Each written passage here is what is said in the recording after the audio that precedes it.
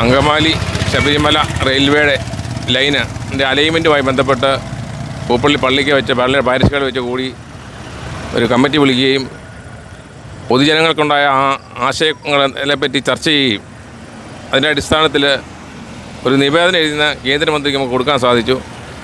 മന്ത്രി അത് 9-ാം തീയതി കഴിഞ്ഞ് അതിന് നോക്കിയിട്ട് എന്തെങ്കിലും തീരുമാനം ഉണ്ടാക്കി തരാമെന്ന് പറഞ്ഞ് ഒരു ചെറിയൊരു ആശ്വാസം നമുക്ക് ഇവിടുത്തെയുള്ള ജനങ്ങൾക്ക് കിട്ടിയിട്ടുണ്ട്.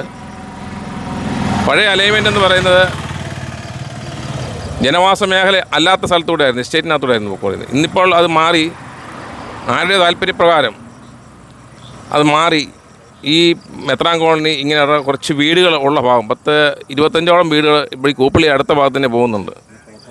പിന്നെ കുളപ്പുറം ഇടക്കുന്നം വിലയുള്ള സ്ഥലങ്ങളുണ്ട്. അങ്ങനെ ഒത്തിരി വീടുകൾ പോകുന്നുണ്ട്. അപ്പോൾ ഇതിനെല്ലാം കൂടെ ഒരു പരാതി നമ്മൾ ഇന്ന് കേന്ദ്രമന്ത്രിക്ക് കൊടുക്കാൻ സാധിച്ചു. ഇവരുടെ എല്ലാം വീട് പോകുന്നവരാണ്. ശ്രീമതി ഞാൻ കൊടുക്കാം. ഇപ്പോൾ വന്നിരിക്കുന്ന അലൈൻമെൻറ്റ് പ്രകാരം വളരെയധികം സാന്ദ്രതയുള്ള സ്ഥലങ്ങളിലൂടെയാണ് പോയിക്കൊണ്ടിരിക്കുന്നത്. 5 സെൻറ്റ് 7 സെൻറ്റ് വാങ്ങി വീട് വെച്ച് താമസിക്കുന്നവരുടെ വീടുകൾ പലത് പോകുന്നുണ്ട്.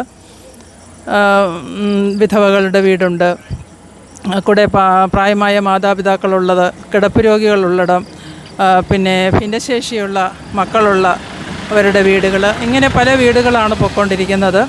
അപ്പോൾ ഈ ഒരു അലൈൻമെൻറ്റ് പ്രകാരം ഇത്രയധികം വീടുകൾ നഷ്ടപ്പെടുമ്പോഴുണ്ടാകുന്ന ആ ബുദ്ധിമുട്ടുകൾ മനസ്സിലാക്കിക്കൊണ്ട് ജനസാന്ദ്രത കുറവുള്ള സ്ഥലങ്ങളിലൂടെയുള്ള ഒരു അലൈൻമെൻറ്റ് കണ്ടുപിടിക്കണമെന്നുള്ളതാണ് ഞങ്ങളുടെ ഒരു വിനീതമായ ആവശ്യം എന്ന് പറയുന്നത്.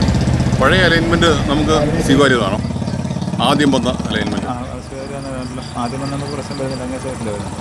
ആദ്യം വന്ന അലൈൻമെൻറ്റ് പ്രകാരം ഇത്രയും വീടുകൾ നഷ്ടപ്പെടുന്നില്ല എന്നുള്ളതാണ് കണക്കുകൾ കാണിക്കുന്നത്.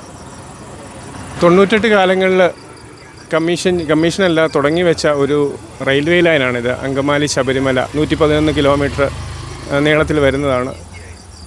ആദ്യത്തെ അലൈൻമെൻറ്റ് വളരെ നല്ലൊരു അലൈൻമെൻ്റ് ആയിരുന്നു. ജനവാസ മേഖലകളിലൂടെ അല്ലാതെ ഒരു എല്ലാവർക്കും ഉപകാരപ്രദമായിട്ടുള്ള ഒരു അലൈൻമെൻ്റ് ആയിരുന്നു. ഇപ്പോൾ രണ്ടാമത് ചേഞ്ച് വന്നിരിക്കുന്നു. ആ ചേഞ്ച് വന്നിരിക്കുന്നത് എല്ലാം തന്നെ ജനവാസ മേഖലകളുടെയും ജനങ്ങൾക്ക് വളരെയധികം ബുദ്ധിമുട്ടുണ്ടാകുന്ന രീതിയിലുമാണ് പുതിയ അലൈൻമെൻറ്റ് വന്നിരിക്കുന്നത്. അതിനെതിരെയുള്ള ഒരു പ്രതിഷേധമാണ്. ആ ഒരു പ്രതിഷേധത്തിൻ്റെ സൂചകമായിട്ട് ഞായറാഴ്ച ഒരു മീറ്റിംഗ് കൂടുകയുണ്ടായി. അവിടെ വെച്ച് തീരുമാനപ്രകാരം ഒപ്പുകൾ ശേഖരിച്ച് കേന്ദ്രമന്ത്രി ജോർജ് കുര്യന് അത് സമർപ്പിക്കുകയുണ്ടായി. അപ്പോൾ അദ്ദേഹം 9-ാം തീയതിക്ക് ശേഷം അതിനൊരു നല്ലൊരു തീരുമാനമെടുക്കാൻ, അതിനെക്കുറിച്ച് പഠിക്കാം, കാര്യങ്ങൾ ചെയ്യാമെന്ന് പറഞ്ഞിട്ടുണ്ട്.